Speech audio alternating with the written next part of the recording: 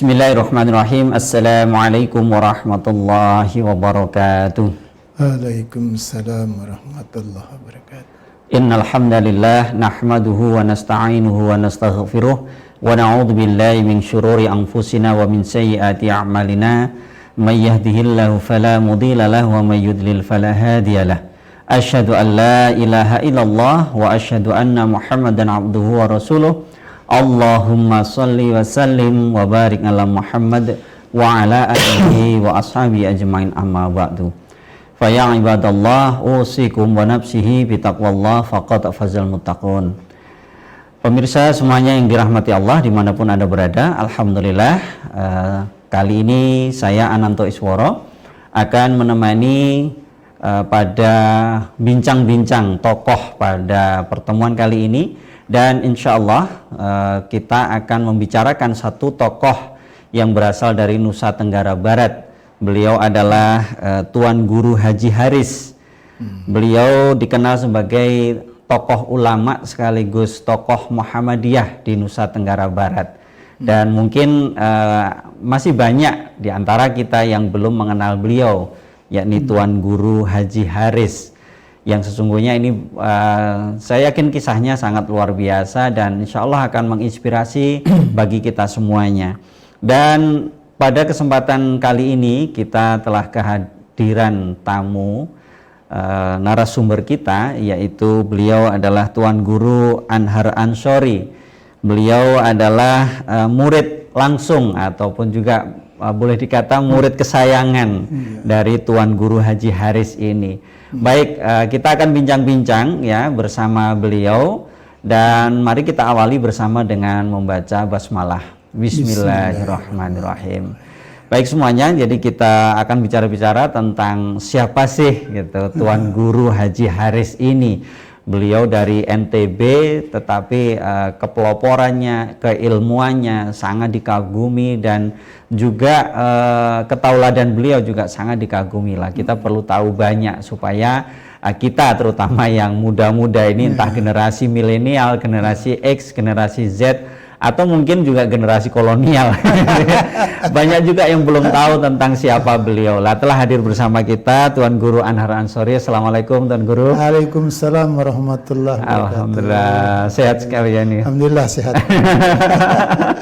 Ini beliau adalah murid langsung dari Tuan Guru Haji Haris. Satu kampung dan lagi. Ya beliau juga berasal dari tempat yang sama gitu Guru ya. Satu kampung dengan Tuan Guru Haji Haris dan kita akan bincang-bincang bersama beliau. Baik pemirsa semuanya yang dirahmati Allah, kita akan mulai bincang-bincang dengan Tuan Guru Anhar Ansori. Kita kulik tentang siapa itu Tuan Guru Haji Haris. Kita pengen tahu nih Tuan Guru Anhar, Tuan Guru Haji Haris ya. Ini beliau lahir di mana? Oh iya. Baik, terima kasih Ustadz Ananto yang telah memberikan kesempatan kepada saya untuk mengangkat seorang tokoh yang memang dari kampung saya sendiri ya. Dan kebetulan saya murid terdekat beliau. Alhamdulillah. Alhamdulillah ya. Jadi Tuan Guru Haris ini ya Haris ya nama kecilnya, dia tidak berubah namanya. Biasanya orang pakai H ya. Haris ya. Haris. Beliau lahir ada dua versi ya. Ada mengatakan tahun 1906, tapi formalnya tahun 1910. Formalnya 1910 itu. Jadi beliau lahir di kampung dulu namanya Betuyang Timur itu sebenarnya. Poh Gading Timur. Poh Gading Timur. Itu masuk sebenarnya dulu Ustadz Ananto pernah ke sana ya. Itu termasuk dulu Poh Gading Timur. Poh Gading Timur. Dua kampung itu dulu jadi satu sebenarnya. Terus ada Betuyang di sebelah timur lagi di pas tempat saya itu. Disitulah beliau lahir. Kalau kita berbicara tentang nasab beliau, ya memang beliau itu adalah lahir di tengah-tengah keluarga Tuan Guru sesungguhnya. Tuan Guru, gitu. Tapi kalau kita telusuri, saya pernah bertanya waktu itu tahun 1975. Ya. Saya tanya itu, ya waktu saya di SLTA. Jadi beliau menyatakan, Anhar, sesungguhnya kalau ditelusuri kami, datuk moyang kami itu dulu dari Jawa. Oh. Jadi dari Jawa Timur. Oh, dari Jawa Timur, ya. Jadi kaitannya dengan sejarah dakwah Islam. Ya, ya. Dari Jawa Timur, ya, oleh Pangeran Prapen dulu ya. Oh, Jadi ya, ya, Pangeran Prapen, Kesultanan, Ya. ya, anak dari Kesultanan Gresik. Gresik. Ya, ada Gresik itu. Ya, kerajaan Islam ya. Kerajaan Islam.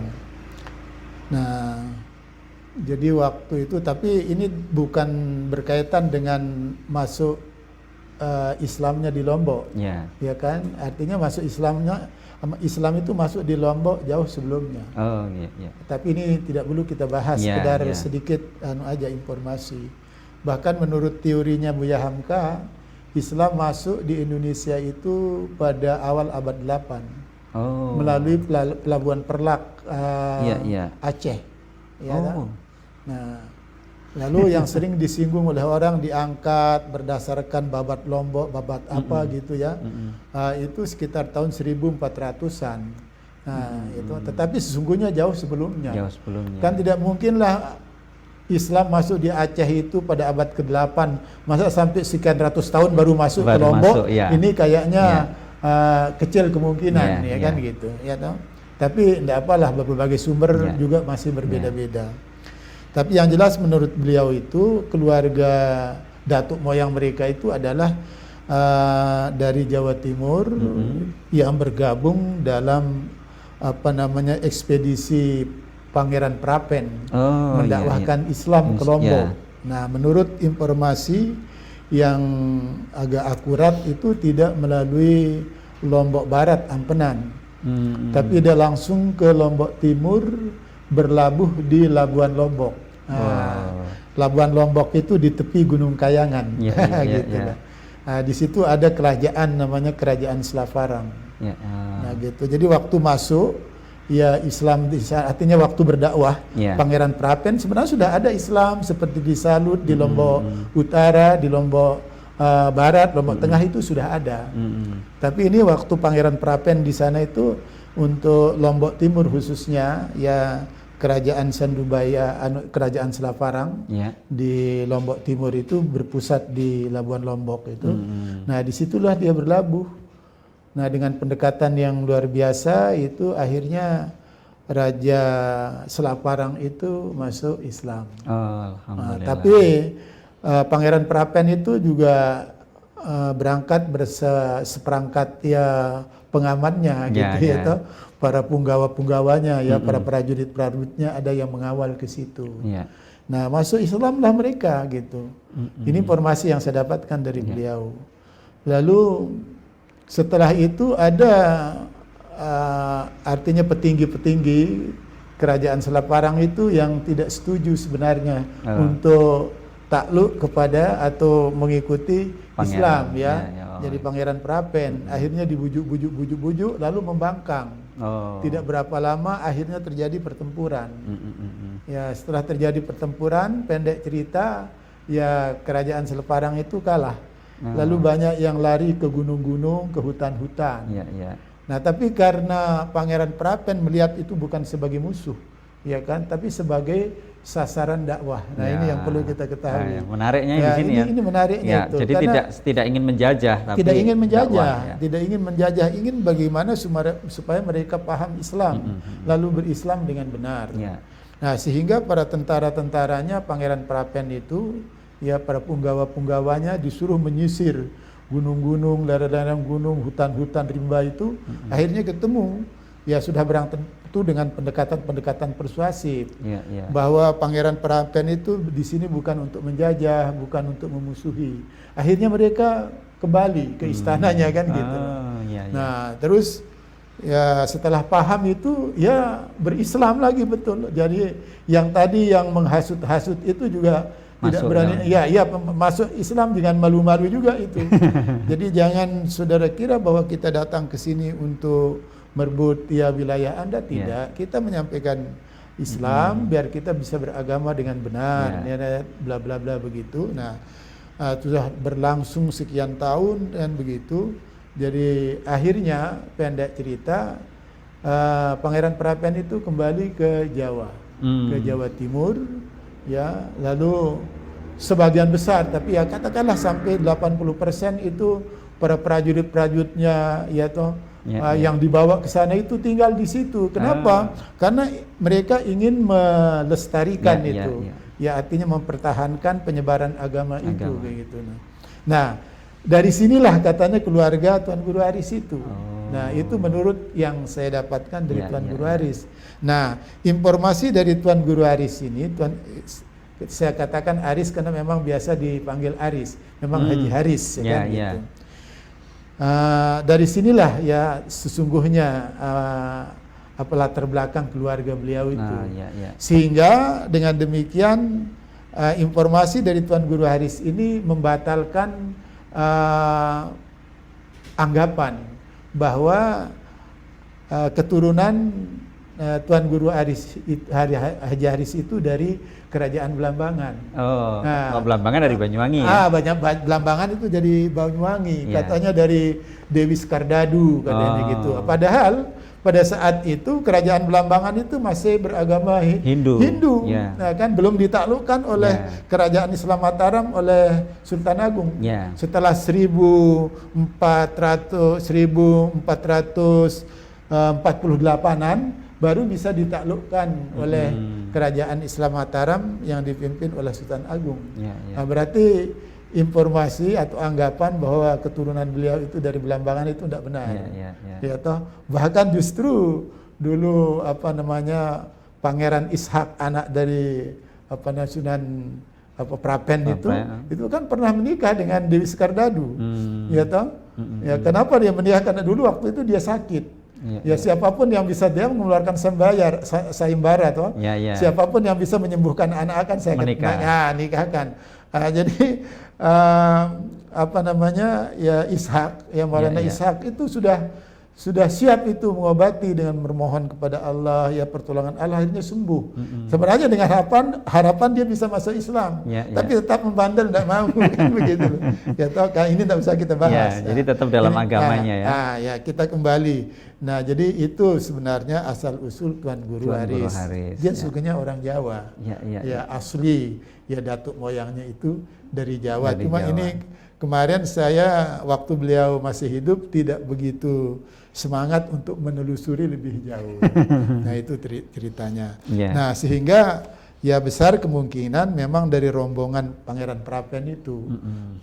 Lalu menikah dengan orang-orang Lombok asli, bisa saja, terus akhirnya dari situlah Tuan Guru Aris itu muncul keturunannya. Jadi seperti itu. Memang kalau kita lihat di situ sebelumnya Tuan Guru Haji Haris ini kan, kalau kita kembali ke adat pada saat itu ada istilahnya ningrat ningrat, darah biru darah biru gitu, karena dari keturunan sultan lah gitu. Cuma beliau kan tidak mau mempopulerkan itu, tidak mau. Karena apalagi setelah dia pulang dari Makkah itu kan. Jadi dia tidak mau itu Oleh karena itu walaupun di Pegading Timur, namanya di Batuyang, di dekat di dekat jalan raya itu, di Masjid Baitur Rahim itu. Nah, itu wilayahnya itu. Ada memang satu perumahan, ada perumahan yang cukup luas, itu ada batasnya, itu namanya dalam jeru istilahnya itu. Dalam jeru. Makanya ada kata-kata jeru tadi Jadi mirip dengan bahasa Jawa. Bahasa Jawa. Jadi bapaknya namanya Haji Mansur, Haji Mansur bin Jeru. Jadi ada kata jerunya di situ, Jeru Inarsa. Lalu bin Jeru Sangsit, gitu loh. Ya, itu memang orang-orang keturunan, dan umumnya mereka itu orang-orang berpendidikan dan orang-orang paham agama. Nah, itu ceritanya begitu. Ini menarik nih. baru bicara di mana beliau lahir, keturunannya siapa, nasabnya, bahkan tadi ternyata dari Pangeran Prapen ya, dari kerajaan Islam Gresik ya. Kemudian berangkat ke sana memang misinya misi dakwah, sehingga Pangeran Prapen sendiri kembali ke Jawa Timur, tidak kemudian menetap karena memang niatnya tidak penjajahan. Lalu para pegawai-pegawainya banyak yang tinggal di sini melanjutkan dakwah. Terjadilah akulturasi dan sebagainya, termasuk keluarga tadi sanatnya. Baik, Tuan Guru Anhar, kita lanjut ke ini. Kita kan tadi sudah mengupas tentang sejarah kelahiran beliau yang walaupun beberapa versi. Kemudian sejarah asal mula beliau juga ada beberapa versi, dan tentu ini kalau kemudian ada yang melakukan riset lebih detail tentu sangat menarik kan gitu. Betul. Nah, kita pengen tahu juga Tuan Guru Anhar, ini tentang pendidikan yang ditempuh oleh Tuan Guru Haji Haris ini, itu apa sehingga beliau kita tahu, kita dapat kabar itu kan beliau sangat mumpuni. Pendidikan apa saja yang ditempuh oleh beliau? Terima kasih. Jadi yang saya tahu dari beliau sendiri ya. Jadi beliau umur 10 tahun, berarti kalau kita ambil formalnya dia lahir tahun 1910 ya. Pada tahun 1920 lalu dia dibawa oleh bapaknya ke Mekah. Haji Mansur itu. Jadi selama 10 tahun itu memang dia belajar di situ. Kalau dulu kan SR itu belum ada SR itu memang diajar di lingkungan keluarga. Ya, jadi bahasa Arabnya, bahasa Latinnya, semuanya itu langsung dari orang tua, fikihnya dari orang tua. Ya, artinya pelajaran agama didapat dari keluarganya, dari orang tuanya. Karena tadi saya katakan memang Pak D-nya juga itu memang ya tuan guru semua. Keluarga berpendidikan. Keluarga berpendidikan. Nah, lalu pada tahun 1920 itu dibawalah dia ke Mekah. Ya, lalu belajar di Mekah. Nah, pada saat itu memang bapaknya hanya tidak sampai lama di sana. Nah, setelah itu beliau itu diserahkan kepada seorang syekh yang sangat populer gitu. Ada yang mengatakan bahwa itu salah seorang dari murid dari Muhammad bin Abdul Wahab, gitu. Jadi Syekh Ibrahim itu. Nah, disitulah beliau diserahkan, ya, diminta dididik, bahkan diterima sebagai anak angkat. Nah, gitu ceritanya. Tuan Guru Haris jadi belajar di situ, dirawat, sudah dilihat sebagai anak sendiri, ya toh. Lalu bukan hanya belajar di Syekh itu sendiri, tapi dibebaskan dia keluar. Belajar juga di Darul Hadis, ada di Salatiyah, ada berbagai macam lembaga pendidikan, disuruh masuki saja, biar mendapatkan wawasan yang luas, gitu ceritanya. Dan memang sejak beliau belajar di situ memang kelihatan, nampak gitu bahwa dia dianggap pinter lah begitu ya. Jadi begitu cepat menangkap apapun yang diajarkan oleh para syekh, dan menghafalnya luar biasa gitu kan gitu di Darul Hadis itu. Jadi beliau belajar di sana selama 6 tahun. Ya, di Darul Hadis itu. Pokoknya sudah selesai, tapi karena dia menonjol di situ lalu ditarik jadi ustadz, dari pengajar di situ gitu. Padahal usia kan tadi masih sangat muda, jadi sangat belia. Ya, artinya kalau dia 6 tahun di sana, berarti, ya sudah selesai, berarti 26 tahun. Enggak, begini dulu. Dia kalau 6 tahun di sana sudah selesai, waktu dia berangkat itu usia 20 tahun ya. Ya kan? 10 tahun ya kan? 10 tahun. Berarti dia usia 16 tahun. Dia sudah usia 16 tahun itu sudah ikut mengajar. Tapi tetap dia belajar di luar. Mendatangi para syekh-syekh yang dianggap memang mumpuni. Nah, itu memang diperintahkan oleh bapak angkatnya lah, Syekh Abdul Rahman itu. Jangan cukupkan dirimu kepada saya, katanya. Makanya saya pikir-pikir memang sepertinya belajarnya Tuan Guru Aris ini metodenya metode komparatif ya, seperti yang dilakukan oleh Kiai Dahlan. Jadi dia tidak belajar hanya kepada satu syekh, satu guru. Enggak satu syekh, ya beberapa syekh didatangi. Tetapi formalnya dia dari Darul Hadis, dari Darul Hadis, ya dia masuk di Salatiyah juga kan gitu. Nah setelah itu dia mengajar di situ. Nah mengajar di situ selama berapa? Selama 6 tahun sambil belajar juga sama syekh-syekh.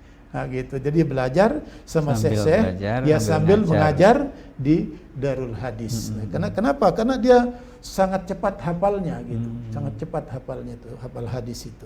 Nah, jadi 6 tahun dia mengajar di situ, ya. Setelah itu ya baru dia minta izin pulang karena sudah lama meninggalkan kampung halaman. Jadi dia selama 12 tahun di sana. Oh, 12 tahun. Berarti kalau dia berangkat ya tahun 2020 usia 1920 ya. Ya, jadi enggak, dia pulangnya tahun 1932. Nah, jadi 1932 berarti dia sudah berumur 22 tahun. Nah, jadi sudah usia sarjana lah gitu ya. Usia sarjana dia baru pulang dari Makkah itu. Tapi belajarnya kan sudah sejak usia 10 tahun. Sejak usia 10 tahun dia belajar di situ. Berarti belajar sambil mengajar. Jadi belajar 6 tahun pun, nah, lalu 6 tahun belajar sambil mengajar. Ya, di Darul Hadis. Jadi tahun 1932 baru dia pulang dari Makkah pas usia 22 tahun. Nah, 1932. Ya. Berarti kan selama beliau pendidikan di Darul Hadis, ini kan karena beliau dikenal sebagai siswa atau santri yang sangat cepat menghafal. Cerdas, memang sangat cerdas. Ya, kemudian, memang terlihat di auranya itu, nanti bisa dilihat itu, gambarnya itu, ya face-nya itu. Beliau kemudian menghafal berapa banyak hadis, Tuan? Nah, menurut yang sudah saya tanyakan dari beliau itu, waktu tahun 74-75 itu, Tuan Guru, waktu pulang dari Makkah itu sudah hafal berapa hadis, Tuan Guru? Saya bilang sedikit katanya. Berapa sedikitnya? Cuma 4.000 katanya. Masya Allah. Dia bilang cuma 4.000, saya tahu kan anak saya. 4.000 itu sudah dengan sanatnya, Pak. Iya, dengan sanatnya ya kan, hadasan macam-macam ya kan. 4.000 hadis. Lalu hadis itu hadis itu banyak. 40 ribuan itu hadis itu. Nanti kalau dikumpulkan dengan hadis-hadis yang tidak benar juga lebih banyak lagi katanya. Makanya kita perlu meneliti hadis dengan baik katanya. Jadi pemalsuan hadis itu sudah mulai sejak Nabi itu meninggal, sudah banyak yang memasukkan hadis. Dia bilang begitu. Di sini letak pentingnya kita belajar hadis. Makanya saya bersyukur sekali masuk di Darul Hadis. Jadi pulang tahun 32 sudah hafal yang 4.000 hadis dalam usia 22 tahun. Dan itu beliau katakan baru sedikit. Gitu. Dia baru cuma katanya. Cuma sedikit. Cuma 4.000-an katanya gitu. Nah, itu. Kamu bisa lebih dari itu kalau kamu serius katanya begitu. Cuma 4.000. Ya, ini tentu ada banyak sekali ilmu yang sudah beliau serap dari para syekh di Arab sana, kemudian di Darul Hadis juga ada banyak sekali ilmu yang diserap, bahkan karena beliau sangat mumpuni dalam menghafal dan seterusnya. Kemudian aktivitas dakwah beliau sejak pulang dari Mekah itu apa saja? Begitu kembali ke NTB. Jadi memang mungkin memang di latar belakangi oleh disiplin ilmu yang dimiliki ya. Karena dia bukan hanya menguasai, saya mengatakan dia seorang muhaddis lah, ya kan? Menguasai hadis, gitu. Tapi juga mendalami tafsir. Nah, dan selanjutnya penguasaan tauhidnya luar biasa. Nah, justru saya mendapatkan satu pengakuan dari seorang guru besar yang pernah belajar di sana. Yaitu, penguasaan tauhidnya luar biasa, hadis bahasanya luar biasa katanya. Profesor Dr. Safi Marif. Gitu. Ya, seperti itu ya. Lalu waktu beliau itu pulang dari Makkah itu memang segmen dakwahnya baru masyarakat terbatas ya kan, Pogading, Batuyang itu dulu ya yang menjadi sasaran dakwahnya. Jadi beliau membuka Quran, membuka hadis ya, Jadi seperti yang saya dapatkan, cara beliau itu memang membuka Quran lalu menjelaskan Quran dengan hadis. Jadi pendekatannya itu ya tafsir bil maksur. Hadis itu mengalir saja itu bagaikan air itu dari mulutnya itu. Di saat dia membaca ayat ini loh dijelaskan oleh hadis ini. Jadi orang begitu mantap begitu. Nah, sehingga awal-awal itu memang secara perlahan ya maklumlah ya. Jadi Islam tradisional itu masih banyak bermacam-macam ya, budaya ya toh. Ada seperti waktu telu itu kan sudah ada itu kan. Ya, itu waktu telu itu juga campuran animisnya banyak itu.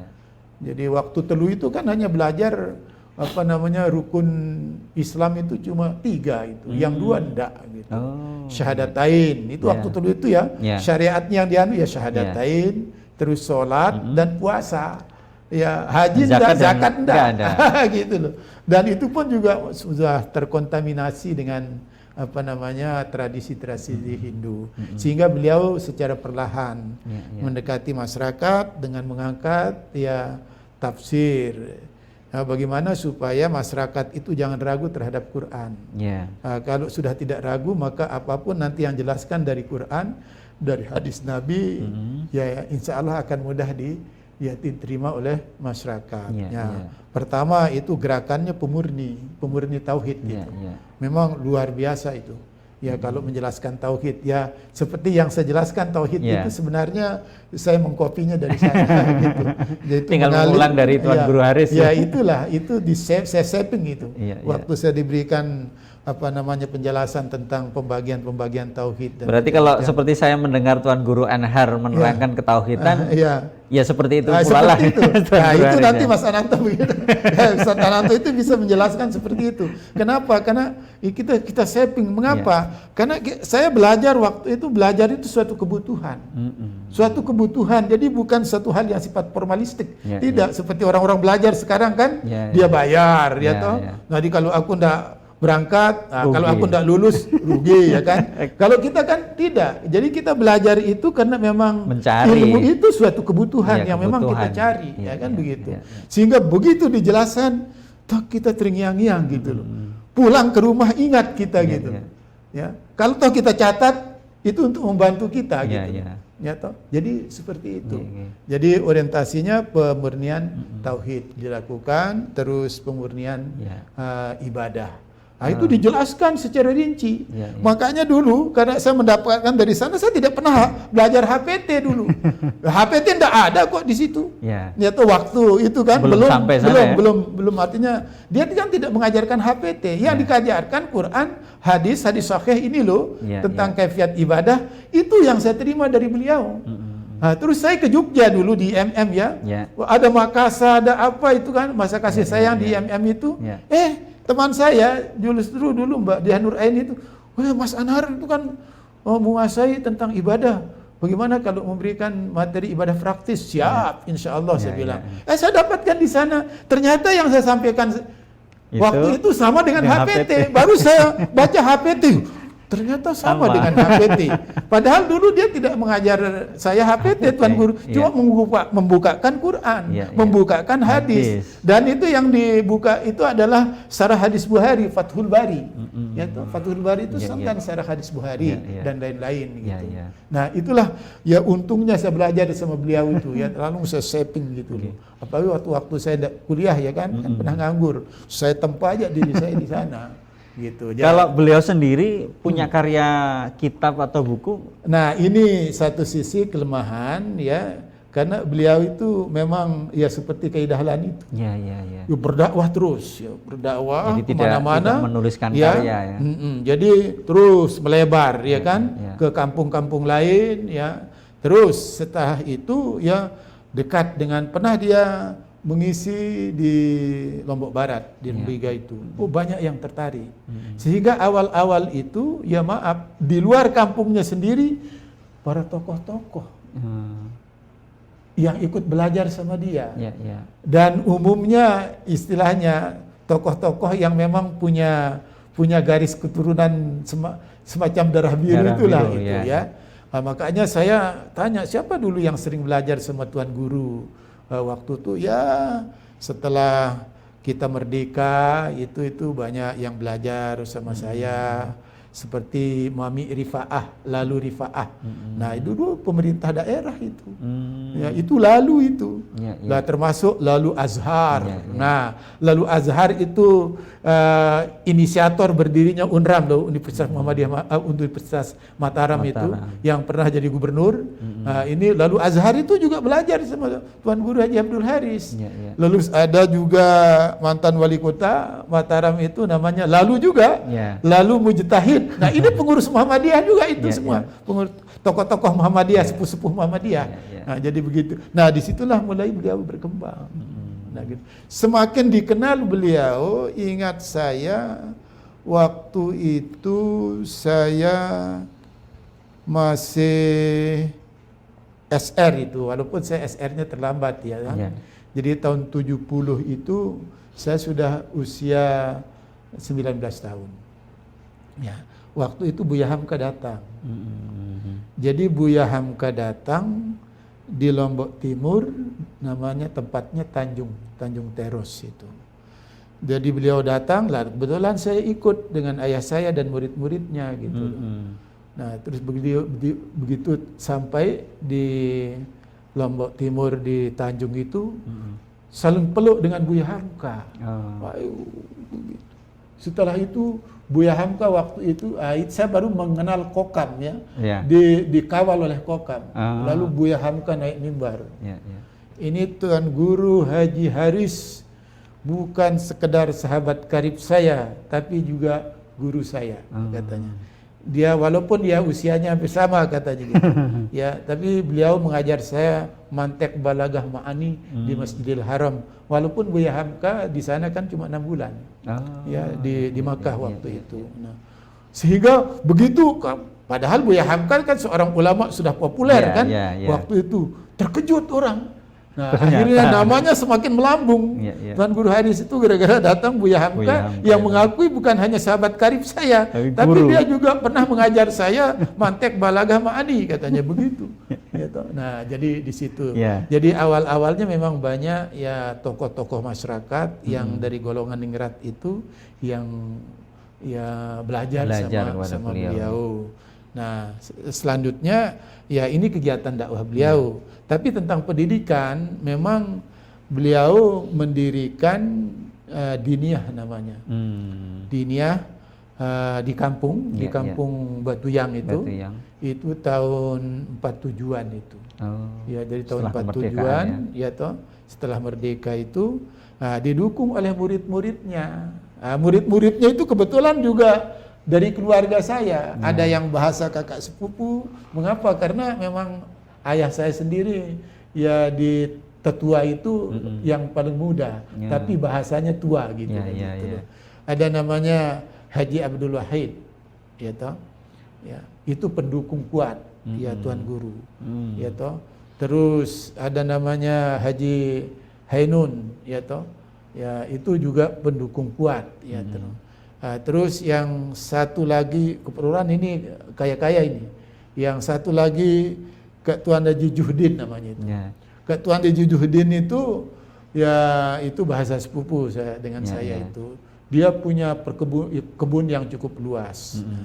Lalu di mana Tuan Guru mau diajarkan nanti? Ya kita buat tempat lah. Nah, kalau begitu saya siapkan kebun saya, katanya. Di kebun itu, tapi dekat kampung. Nah, lalu dibangunlah tempat belajar itu diniyah dulu. Diniyah waktu itu hanya 3 tahun katanya waktu itu, tahun 47 kalau tidak salah itu, sekitar itu. Nah, didirikan diniyah, ya, lalu pakai apa namanya, usuknya itu pakai bambu. Pagarnya itu pakai gedek, gitu ceritanya. Jadi tiangnya dari bambu-bambu besar, kayu gitu ya. Terus usuknya itu pakai bambu, lalu atapnya atap rai, artinya yang dari itu daun itu, daun pohon kelapa. Ada yang daun itu dan rai itu ya toh. Nah itu dibuat itu sederhana sekali. Itu berlangsung selama 3 tahun itu, ya. Ya kebetulan ada kakak sepupu saya yang masih hidup sampai sekarang, sudah 80 sekian tahun itu, ya dia juga sumber, sumber itu ya toh. Bertemu langsung. Ketemu langsung. Dan juga anaknya namanya Hadisyah, itu anaknya yang nomor 2, anaknya yang nomor 1 namanya Abdullah, Abdullah Haris, ya toh. Terus yang nomor 2 putri, yang namanya Hadisyah. Nah ini Ibu Hadisyah ini guru saya itu. Nah, pada tahun 53 dia dibawa ke ke Muallimat Jogja. Ya, jadi Tuan Guru Haris membawa anaknya sekolah di Muallimat Jogja. Ya, yang namanya berarti putra Hadisyah. beliau ada banyak putranya banyak karena istrinya juga 3 gitu. Putranya banyak. Ini kan yang harus kita ketahui juga ini. Iya. Dan itu istrinya seperti saudara antara satu dengan yang lain, luar biasa rukunnya itu ya. Kadang-kadang melihat begitu itu indah banget. Tahu saya itu. Nah, jadi begitu dia dirikan diniyah 3 tahun. Tapi karena mungkin tepat itu dianggap kurang strategis, setelah itu 4 tahun berikutnya itu pindah di dekat di pinggir jalan besar. Ya, di dekat jembatan. Nah, yang sekarang Panti Asuhan dan kantor Aisyah. Nah, disitulah pindah ke sana. Ya, diniyah itu pindah ke sana. Lama-lama diniyah itu lalu dikembangkan jadi PGA. Tahun 1957. Tahun 1957. Pendidikan guru agama. Nah, jadi itu dikembangkan. Nah, pada saat itu dari Jogja dibawa Pak Safi Ma'rif, gitu. Jadi tahun 1957 itu Pak Safi Ma'rif sudah di kampung saya. Untuk ngajar di PGA itu. Lalu Ibu Laila juga itu juga dari Sumatera Barat. Terus itu ada Pak Rusman juga dari Jawa, ya toh. Yang ngajar di situ. Lalu dari dalam sendiri anak keponaan dari Tuan Guru Haris namanya Pak Ridwah, lah itu juga guru saya. Wah, itu bahasa Arabnya ngelotok. Kalau membaca kitab itu luar biasa gitu. Nah, gitu. Nah, itu PGA yang didirikan mulai dari diniyah. Nah, cuma sayang gitu. PGA itu terus berubah lalu dari MMPM dulu, Madrasah Menengah Pertama Muhammadiyah. Saya masuk di situ, jadi alumni di situ. Nah, itu ceritanya. Cuma sayang sekali, ya saya kalau pulang itu merasa sedih. Ya, artinya sekolah saya sudah tidak ada lagi. Nah, diganti dengan karena memang generasi penerusnya ini memang ada putus itu ya. Diganti dengan Panti Asuhan Muhammadiyah, gitu. Jadi masih tetap sebagai lembaga pendidikan tapi tetap ya. Jadi Panti Asuhan diajar agama di situ, lalu sebagian bangunannya itu untuk kantor Aisyah. Jadi seperti itu. Nah, itu kiprahnya dalam dakwah di Nusa Tenggara Barat. Baik, ini Tuan Guru, ini tambah menarik ini perbincangan kita ini. Nah, selanjutnya begini Tuan Guru Anhar. Kita pengen tahu juga ini sejak kapan Tuan Guru Haji Haris ini kemudian bersentuhan dengan Muhammadiyah. Kalau dari pulangnya tadi dari Mekah kan tahun 1932 tentu masih termasuk awal-awal dari Muhammadiyah dan apakah kemudian Muhammadiyah sudah sampai sana lah. Sejak kapan ini bersentuhannya sampai kemudian mungkin juga mengenal kalau tadi sudah ketemu dengan Buya Hamka ataupun ada tokoh-tokoh lain juga nih. Ya, tapi ini menarik ini. Jadi pernah dia mengatakan kepada saya, Anhar, dulu saya itu setelah 2 tahunan di sana, saya ketemu dengan salah seorang gurunya, Kiai Dahlan. Saya mengenal nama Kiai Dahlan itu ya di Makkah katanya. Kamu itu putranya Dahlan ya, katanya gitu. Putranya Darwis katanya. Putranya Darwis katanya. Oh tidak katanya, karena dia agak mirip. Ya bisa ditayangkan kalau itu itu nanti ya. Ya memang orangnya tampan ya, tampan itu. Oh tidak, saya bukan putranya. Lalu Dahlan Darwis itu siapa? katanya. Jadi beliau waktu itu belum mengenal belum Darwis mengenal. ya.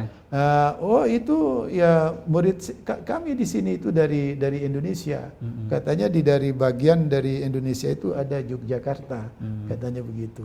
Nah, justru dia dikira anaknya Dahlan, padahal dia sendiri tidak ngerti kayak Dahlan itu seperti apa, tidak pernah bertemu. Cuma mungkin secara wajah agak mirip ya. Agak mirip memang, bisa ditayangkan itu nanti bisa dilihat itu ya. Itu agak mirip memang, performannya itu memang kelihatan memang seorang alim lah. Ini coba lihat tuh. Nah, mirip dari face-nya gitu ya. Dari face-nya ya toh. Jadi memang dia mancung juga itu ya toh. Dikirakan saya anaknya Dahlan, ya Dahlan itu siapa? Jadi penasaran juga saya katanya gitu. Nah setelah saya pulang ya tahun 32 itu, lalu tahun 50-an, padahal pada waktu tahun 50-an itu saya lagi gencar-gencarnya berdakwah ke ke Bayan katanya, di tempat waktu 3 itu. Ya bagaimana lalu saya masuk ke Bayan berdakwah bersama salah seorang juga yang belajar dari beliau, ya namanya Lalu Putrajab. Nah Lalu juga ini orang-orang memang dan Lalu Putrajab itu juga ada hubungan keluarga dengan saya juga ya toh, dan orang tua kami lah. Itu tokoh Masumi. Lalu Putrajab itu tokoh Masumi dan pernah jadi anggota DPR pusat. Beliaulah yang mendampingi Tuan Guru Haris pergi ke Bayan, berdakwah kepada orang-orang waktu Telu, kepada sesepuh-sepuh waktu Telu. Jadi begitu. Lalu ada namanya Pak Darwin, sesepuh waktu Telu itu. Diberikan penjelasan tentang waktu 5. Artinya ya rukun Islam yang 5. Kalau ini kan hanya tiga rukun Islam itu. Bahkan ada 6 orang dibawa ke Kabupaten Selong, Lombok Timur itu, dibawa ke Selong, diberikan pendidikan agama secara lebih komprehensif begitu loh. Terus lalu dikembalikan ke situ. Nanti setiap 1 bulan kadang datang juga ya ke situ, ke Selong, belajar agama. Dan ini ada perannya Tuan Guru Haris itu untuk mendakwahi, ya merubah pandangan orang-orang waktu 3. Waktu Telu istilah. Telu itu kan 3 ya. Ya itu bahasa Jawa juga. Iya, bahasa Jawa juga. Itu waktu 3 itu, waktu Telu. Nah itu tahun 50, tahun 55 itu sedang berdakwahnya. Nah, pada saat itu baru tahun 50-an itu Kiai Badawi ya berkunjung ke NTB. Nah, bertemulah dengan Tuan Guru Haris. Bahkan Tuan Guru Haris yang mendampingi Kiai Haji Badawi ya pergi ke ND. Ya, karena ada tugas Muhammadiyah ke ND, ke Flores itu kan. Tahun itu sudah sampai sana. Oh, luar biasa itu. Lalu pakai kapal, pakai perahu, bayangkan itu. Luar biasa itu. Nah, saya dulu menemani Kiai Badawi katanya gitu ke ND. Nah, disitulah dia bersentuhan dengan Muhammadiyah. Ternyata bertanya tentang Kiai Dahlan ini. Yang dipelajari ya oleh Tuan Guru Haris itu sama dengan yang dipelajari oleh Kiai Dahlan. Makanya dia mengajar saya ibadah itu kelop. Saya tidak pernah membaca tarjih, tetapi ibadah saya tarjih. Begitu. Kenapa? Karena sumbernya sama. Sumbernya sama. Dan disitulah akhirnya Tuan Guru Haris mengenal siapa Darwis tadi. Siapa Darwis sesungguhnya itu? Kiai Dahlan itu ya. Siapa Kiai Dahlan sesungguhnya? Oh iya, tempat kami belajar juga sama katanya gitu ya toh. Karena dia belajar di banyak syekh. Tuan Guru Haris itu selama 12 tahun di sana belajar di banyak syekh. Semakin berkembang pikirannya itu setelah mengajar di Darul Hadis itu, sehingga dia berani mendatangi syekh-syekh itu.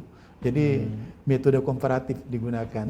Jadi tidak terpengaruh dengan pemikiran-pemikiran mazhab gitu. Tapi semua pemikiran mazhab itu dipelajari oleh beliau itu. Jadi seperti itu. Jadi artinya persinggungan Tuan Guru Haji Haris itu dimulai ketika bertemu dengan Kiai Haji Badawi. Kemudian berdakwah, mendampingi. Ya, mendampingi Kiai Badawi sebagai sesepuh ya kan, dia datang ya kan, dan dia sebagai tokoh ya kan, sebagai ulama. Ya berarti kalau tahun 50 itu kan dia sudah berusia ya 42 tahunan ya, 40 6 tahunan ya, kira-kira sebegitu itu kan. Ya, Kalau 2 tahun. pertemuan dengan Kiai Badawi dengan Buya Hamka tadi lebih dulu mana Tuan Guru? Oh, lebih dulu dengan Kiai Badawi. Kiai Badawi dulu, ya. Lebih dulu dengan Kiai Badawi. Kalau Buya Hamka itu sekitar tahun 70, ingat saya 70-an. Iya. 70-an, ya. Setelah itu Tuan Guru Haris selain bersentuhan secara langsung dengan Kiai Badawi, dengan tokoh-tokoh Muhammadiyah yang lainnya yang selain saya tahu ya? almarhum Pak R. Fahrudin. Iya, Gitu. iya. Kalau Pak R. Fahrudin itu duduk di beruganya karena saya sudah besar. Iya, gitu, iya. ya. Seingat saya Pak R. Fahrudin itu ini kalau tidak salah ya sekitar tahun 73-an. Ya, tahun 73 ya. Nah, beliau kan sudah ketua PP sudah ketua PP itu. Ya, tahun 73 saya waktu itu bertanya kepada Ibu Abdullah Haris, istrinya, itu siapa itu Bu? Oh, itu dari Jawa, itu pimpinan Muhammadiyah, katanya gitu. Duduk di Beruga gitu ya, lesehan. Oh, Beruga itu. Beruga itu kan tempat memang penerima tamu, tempat menerima tamu itu. Jadi satu semacam tinggi, anunya begini, panggung gitu, tapi tidak tinggi, ya sekitar 1 meter lah tingginya itu. Nah, disitulah duduk dari manapun tamu duduk di situ. Nah, itu bertemu dengan Pak R. Fahrudin di situ. Makanya maaf, Tuan Guru Haris itu dulu, Anhar, aku sudah tua, kamu lanjutkan pelajaranmu, belajar saja ke Jogja, ya masuk di IAIN, tapi yang penting kamu nanti ketemu dengan Pak AR di situ. Pak AR kan sudah ke sini. Oh ya Tuan Guru. Padahal saya waktu itu dikejar-kejar oleh orang tua saya disuruh nikah. Oh iya, tapi alhamdulillah keinginan saya kuat walaupun saya sudah nganggur 1 tahun loh. Nganggur 1 tahun. Jadi karena dia kenal baik dengan Pak R. Fahrudin ya. Termasuk Safi Ma'rif ya kan, Pak Safi Ma'rif kan yang membawa dia ke sana, Tuan Guru, tahun 1957. Setelah selesai dari Mu'alimin. Iya, waktu itu Tuan Guru Haris itu menengok anaknya, guru saya itu anaknya nomor 2, namanya Hadisiah. Hadisiah itu guru saya. Di Mu'alimat itu jadi guru saya. Nah, jadi waktu itu saya pergi ke Jogja itu membawa secarik kertas. Nanti tolong ya surat ini kalau kamu sampai di Jogja berikan ke Pak AR. Salam saya kepada beliau. Nah terus nanti kalau kamu punya waktu carilah Safi Ma'rif. Dia bilang begitu. Carilah Safi Ma'rif katanya karena dia sudah di sini, saya bawa dari Jogja dulu. Nah tinggalnya di adiknya Tuan Guru Haris namanya Pak Subeki, punya rumah juga agak luas, di situlah dia tinggal. Berarti Buya Safi Ma'rif juga cukup lama tinggal di sana. Iya, lumayan, paling tidak ya 2 tahun kalau tidak salah. 2 tahun. Kalau tidak salah 2 tahunan sekitar itu. Paling kurang 1,5 tahun mungkin. Ya 2 tahun lah kan. Seperti anak panah dulu kan. Iya, istilah anak panah ya. Dan sekarang beliau juga menyebarluaskan lagi anak-anak panah itu ya. Nah setelah itu ini ceritanya ya. Begitu saya datang ke Jogja sudah 1 tahun tidak sekolah ya kan. Tapi saya tetap belajar di sana ya toh. Sudah saya sampai di Jogja belum mulai pendaftaran itu. Belum mulai pendaftaran. Terus kebetulan ada anak keponakan saya yang seusia dengan saya. Ya di sini namanya Mahsun Said Rum. Itu jajaran PPIPM bersama Mas Busro Mukaddas. Nah, jadi saya mengenal Mas Busro Mukaddas itu lewat keponakan saya itu, Mahsun Said Rum. Karena dulu satu kelas di Gajah Mada. Satu angkatan gitu. Bukan satu kelas di Gajah Mada, tapi sama-sama aktivis IPM. Makanya saya dikenalkan dengan Mas Busro ya toh. Nah, setelah itu saya ke Pak R dulu, saya bilang gitu. Dulunya kan saya ke kosnya keponakan saya, Mahsun Said Rum itu. Nah, terus saya bawa surat itu ke Jalan Cek di Tiro 19, ingat betul saya. Ke rumah beliau ya. Ke rumah beliau, dia kan di situ dia tinggal ya toh. Nah, terus saya kasih dia. Assalamualaikum Kiai, waalaikumsalam. Perkenalkan Kiai, saya ini anak. beliau masih sehat, kata Alhamdulillah Kiai masih sehat, dakwah terus. Sering ke Bima, Sumbawa gitu, ke keliling kan gitu. Saya bilang ke Mataram, Alhamdulillah ini ada surat Kiai. Setelah itu pendek cerita, Kiai Haji Arif Harudin, saudara Anahar, tolong nanti surat ini dia buatkan saya nota. Nota, tolong nota ini nanti kasih sama Pak apa namanya yang tinggi, saya lupa namanya. Pak ini Jaldan. Pak Jaldan, ingat betul. Tolong berikan Pak Jaldan ini. Pak Jaldan Badawi. Pak Jaldan Badawi yang tinggi toh. Oh iya Kiai. Sudah nanti saudara Anhar di sana kan ini belum mulai pendaftaran toh katanya. Ya belum Kiai. Saya memang pingin sekali ke Jogja dulu karena memang beliau juga mendorong saya bagus kamu belajar di sini katanya gitu. Nah setelah itu besoknya enggak langsung hari itu besoknya lalu saya berikan Pak Jaldan ini Pak dari Kiai HR Farudin gitu. Oh ini sudah dari dari Lombok ya.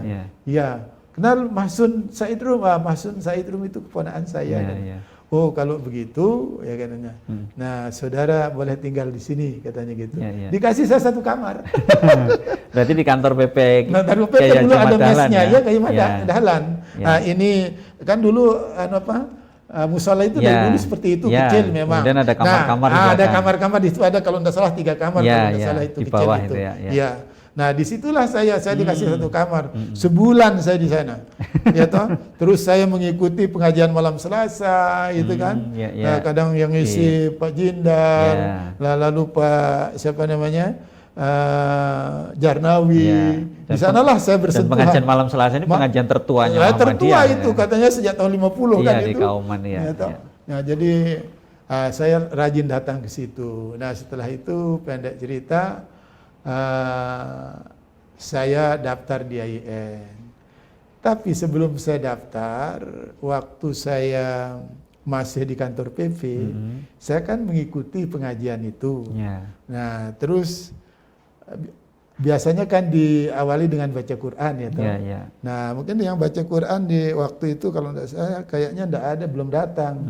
Siapa yang bisa baca Quran? Gitu ya. Itu yang dari Lombok kan ya gitu. Nah, ini saya punya sejarah itu.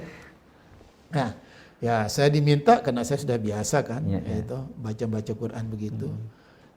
Bisa enggak kira? Insya Allah bisa. Wah, saya baca Quran. Gitu, dengan hanya bayati aja itu ya toh. Nah, setelah itu tak selesai. Terus dilanjutkan pengajian, ingat betul saya Pak R sendiri yang ngisi. Nah, kebetulan di samping saya itu bisik-bisiki saya waktu selang-selang pengajian. Adik dari mana? Oh saya dari Lombok, Pak. Saya untuk sementara tinggal aja di kantor PP, saya bilang begitu. Bisa bantu ngajar enggak? Katanya gitulah coba gitu. Ngajar apa? Ya ngajar baca Quran, juga seni baca Quran untuk SD. Saya tidak punya tempatnya di mana Pak? Ya terus dikasih tahu, saya di PP. Nanti naik aja, naik call kampus dan naik call dulu belum ada naik call gitu. Saya bilang insya Allah. Jadi sebelum saya sudah ngajar ngaji saya itu ceritanya ya. Nah, cerita masuklah saya di IAIN gitu. Nah di bursa IAIN itu tempat penjualan buku itu saya baca buku. Saya baca buku kecil judulnya Jawaban Terhadap Orientalis gitu. Yang mengarang Dr. Syafi'i Ma'arif. Wah, ini orangnya ini yang saya cari gitu kan. Nah, tapi tidak langsung, beberapa lama terus saya berusaha mencari beliau. Ya, artinya ya barusan kayaknya pulang dari Chicago kalau tidak salah itu. Terus saya alhamdulillah bisa menemui beliau. Oh bagaimana? Ini salam beliau, Pak katanya. Salam Tuan Guru Haris, saya bilang. Beliau masih sehat. Alhamdulillah dakwahnya jalan terus, saya bilang. Ke Bima, Sumbawa, Dompu, saya bilang begitu, ke Mataram. Saya bilang, wah luar biasa beliau itu. Apanya yang luar biasa, Pak? penguasaan bahasa Arabnya, hadisnya, tauhidnya. Wah, dia bilang begitu. Nah, justru saya dapat info dari Buya Syafi'i Ma'arif dari ya, Pak Syafi'i Pak Syafi'i Ma'arif ya, yang juga belajar sama dia tentang tauhid. Nah, gitu ceritanya. Nah, itulah sebabnya saya ke sana ya. Waktu itu saya pulang dari tempatnya Pak Syafi'i Ma'arif, saya dikasih apa? Dikasih celana jin yang dibeli dari sana gitu. Ini oleh-oleh ini saya baru pulang dari Amerika gitu. Kesannya dalam gitu. Saya dikasih celana jin. Artinya memang orang yang bersentuhan secara langsung dengan Tuan Guru Haris itu memang begitu mendalam dan betul. Sangat memahami sehingga bisa mengukur kedalaman ilmunya, terutama di kajian tafsir hadis. Dia mengatakan luar biasa beliau itu. Justru dari lisan seorang profesor. Begitu itu loh.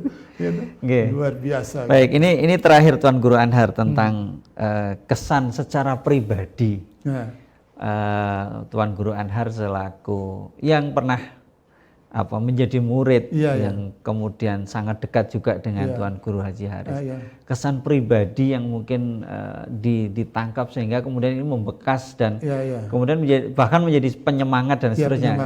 Mungkin bisa diceritakan. Jadi begini, saya kalau ketemu beliau itu, saya itu rasanya damai gitu, hati saya itu sejuk rasanya itu. Jadi beliau itu sangat berwibawa, sangat berpengaruh sehingga kita tidak ada yang menyuruh kita menghormati dia, tapi memang auranya itu memberikan sugesti gitu bagi hati kita untuk sangat hormat kepada beliau. Dan rasanya kalau ketemu dengan beliau itu tenang sekali rasanya. Dia memperlakukan kita itu seperti anak sendiri gitu, menghormati luar biasa. Ayo Anhar duduk. Begitu ya. Nah, dia kalau bacakan ayat terus tafsirnya itu tidak pernah asing kalau saya ketemu itu. Dan beliau itu ya kesan saya ya, pernah saya pagi-pagi itu lewat di depan rumahnya kan ada gang. Jadi yang membatasi hanya tembok ya setinggi dada gitu. Kemudian dilihat kalau dia duduk di di berugaknya itu tempat menyambut tamu itu pagi-pagi itu kalau ada orang lihat kan dilihat, kayaknya itu Anhar. Nah, pasti siapalah itu suruh manggil saya. Begitu, Anhar dipanggil sama Tuan Guru. Nah, terus saya segera. Nah, begitu sampai di sana saya naik di berugak. Padahal di depannya itu ada apa? Ada sarapan. Tadi belum mulai sarapan. Ini kok berkesan sekali dengan saya. Abdullah katanya. Nah, biasanya kan orang di Lombok itu, khususnya di kampung saya itu, kalau istrinya itu tidak dipanggil langsung dengan namanya, tetapi nama anak pertamanya. Kalau dia nama anaknya Abdullah, ibu Abdullah. Abdullah, tiang Tuan Guru. Bawakan saya satu piring lagi, piring kosong. Nah, terus dibawakan gitu. Nah, terus setelah itu dia cuci tangannya karena pencuci tangan sudah ada di situ, mangkok cuci tangan. Lalu dipotong, kan sudah ada sajiannya itu nasi itu di satu piring itu dipotong pakai tangannya begini, dibagi. Ayo kita sarapan. Begitu selesai sarapan, ya minum sudah, baru ngobrol-ngobrol. Nah, bicarakan saya tentang sejarah, bicarakan saya tentang bagaimana Nabi awalnya itu yang berkesan kepada saya itu, ya Nabi itu sebelum dewasa, masih masa-masa remaja itu sudah digelari Al-Amin, orangnya sangat jujur, terpercaya. Nah, ini kesan-kesan yang saya dapatkan dari beliau itu. Ini luar biasa. Begitu sederhananya. Sederhana. Dan menghargai sekali terhadap. Sangat menghargai. Nah, kita ambil satu contoh lah umpamanya. Kalau Ahad, kalau hari Ahad, itu biasa kalau beliau tidak ngisi keluar kota, kalau ndak ke Mataram ke Selong atau ke Sumbawa nanti murid-muridnya kumpul. Dia biasanya begitu selesai pengajian subuh kumpul. Dia bilang rasanya saya nanti mau ke kebun katanya. Siapa yang mau ikut boleh kumpul katanya, gitu kita. Ya pagi-pagi sudah selesai orang sarapan itu pada kumpul di rumah banyak gitu loh. Ada yang nanti berangkat sendiri, kadang ratusan itu. Nah terus nanti kalau sudah nyembelih kambing. Itu di kebun di daerah pesisir itu dia kan punya banyak. Dan dia tidak padahal kalau dia mau berapa gampang dengan pemerintah kan begitu. Dulu yang tadi saya katakan itu Mami Rifaah itu kan orang pemerintah itu, muridnya itu. Gampang sekali dia dapatkan. Tetapi dia tidak berambisi untuk memiliki. Ya, kan dia mustahil bisa mengerjakan kan? Iya toh? Anak-anaknya juga enggak, kan agak jauh juga ya kan gitu. Nah, nanti orang-orang di sana disuruh merawat. Kalau sudah disuruh merawat, nanti dibangunkan musola di sana, disuruh rawat musola itu, terus diberikan tanahnya gitu. Gitu. Jadi kita berangkat itu, nanti makan bareng, nanti istrinya pada berangkat, ya toh. Nah, terus nanti ya yang satu ngocei bawang sambil bercanda, yang satu nanti nganuk beras, yang satu nanti motong sayur-sayuran. Wah, luar biasa sejuk sekali rasanya itu. Nah, biasa kita terus makan berjemaah, duduk lesehan. Itu kesannya luar biasa itu dengan beliau itu. Nah, itu yang artinya pribadi beliau itu sangat menghargai, sangat menyayangi, ya, sangat menghargai orang lain, ya toh. Nah, terus komunikasinya itu loh. Komunikasinya itu lembut. Lembut. Nah, terus konteksnya dengan nah itu waktu pelajaran yang saya dapatkan. Waktu tadi saya diajak sarapan itu. Anhar, itu dulu Abu Bakar biasa. Kalau dia mau makan siang atau sarapan, sebelum makan dia keluar dari pintu. Kalau ada orang lewat, ayo dipanggil. Sini dipanggil, temani saya makan. Begitu dia ceritakan. Jadi beliau mencontoh langsung dan mempraktekkan. Temani saya makan. Biar ada teman saya mempertanggungjawabkan rezeki ini di hadapan Allah. Begitu. Ya enteng sekali, tapi kan cus gitu masuk gitu. Masuk ya gitu. Nah, itu kesan saya secara itu. Tapi ada satu ilmu yang sangat berkesan bagi saya, ya. Ada satu ungkapan dari tabi'in katanya itu. Tapi orang menyebutnya hadis, tapi beliau mengatakan bukan hadis gitu. Ikhtilaf ummati rahmah. Perselisihan, perbedaan pendapat umatku itu adalah rahmat. Banyak, hai Anhar, banyak orang mengatakan ini hadis Nabi. Sebenarnya ini bukan. Lalu kenapa mereka berani mengatakan itu hadis Nabi? Nah itulah, karena tidak semua paham. Yang namanya hadis ya perkataan, perbuatan, sifat-sifat, takrir Nabi kita, Nabi Muhammad SAW. Kalau yang dari sahabat, tabi'in, tabi'in itu bukan hadis. Kalau dari sahabat itu namanya asar. Katanya gitu. Tapi banyak orang mengatakan ini hadis, sebenarnya itu bukan hadis. Itu perkataannya Abdullah bin Salam, orang tabi'in. Itu sebabnya, nah ini berkesan sekali itu. Coba 50-an tahun ya, yang berkesan sekali dari beliau itu. Itu sebabnya di dalam Al-Quran, ya ayyuhallazina amanu atiullah wa atiur rasul wa ulil amri minkum fa in tanaza'tum fi shay'in farudduhu ila Allah wa rasul. Kalau kamu berselisih terhadap sesuatu, segera kembali kepada Quran dan Sunnah. Jangan bangga-bangga dengan perbedaan, katanya. Ingin berbeda tapi ya tidak benar, katanya begitu. Nah, terkesannya apa? Setelah saya sampai di Jogja, dulu kan komisariat di Gajah Mada itu banyak anak-anak filsafat, teman-teman filsafat. Nah, lalu saya menyampaikan materi waktu itu saya diminta bicara. Nah, kita boleh berbeda, tetapi di saat kita berbeda, kita kembali Quran dan hadis itu sebagai hakim. Saya bilang. Nah, terus ada yang nanya saya, itu kan perbedaan umatku itu adalah rahmat. Waktu itu saya sampaikan itu bukan hadis Nabi, gitu. Lalu saya terjemahnya itu apa? Dari mana kita tahu itu bukan hadis Nabi? Katanya. Dari mana? Dari kitab apa? Saya tidak bisa menjawab. Kenapa? Karena saya tidak terlalu kritis dulu belajar.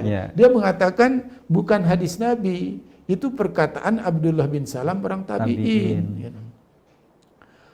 Oke, tapi saya yakin ini bukan hadis karena yang mengatakan begitu itu seorang muhadis, jurusan hadis, ahli hadis, pulang dari Makkah. Di Makkah belajar 12 tahun sudah hafal 4.000 hadis, saya bilang sama IMM waktu itu, ya di Gajah Mada itu.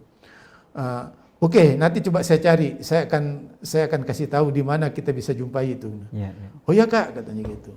Nah setelah itu, ya besoknya saya ke toko Beirut di Sapen itu, toko kitab itu.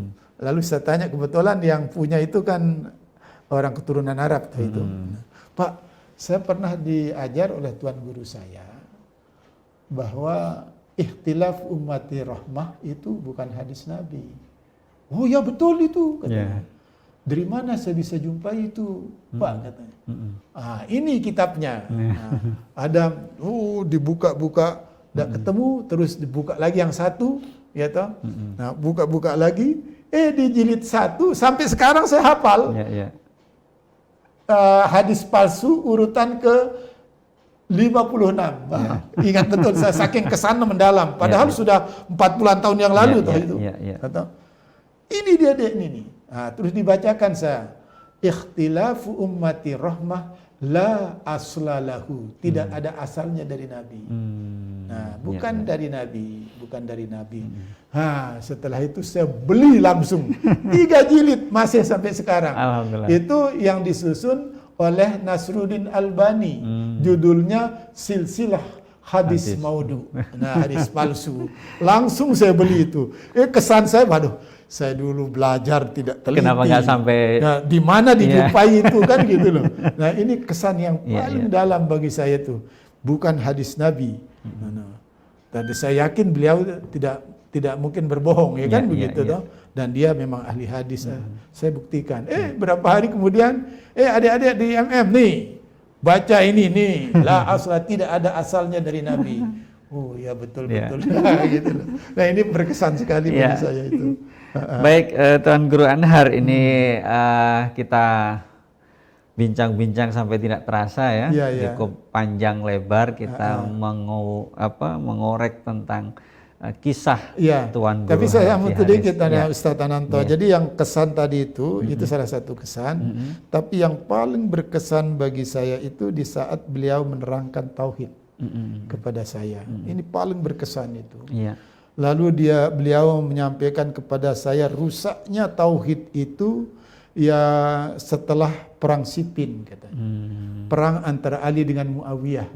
Lalu muncul Murji'ah, muncul ini.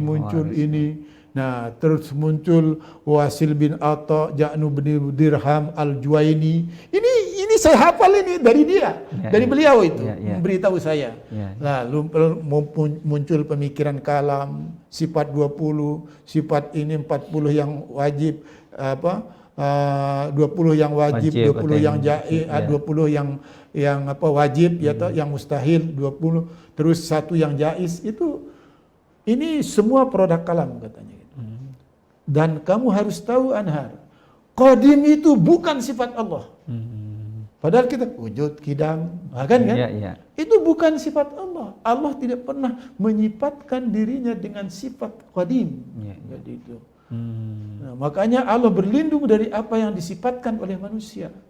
Lalu bagaimana Allah menyifatkan dirinya? Huwal awwalu wal akhiru waz zahiru wal batin. Ya, Allah yang awal, yang akhir, yang zahir dan yang batin. Ini Quran, Allah menyifatkan dirinya. Awal dengan qadim tidak sama.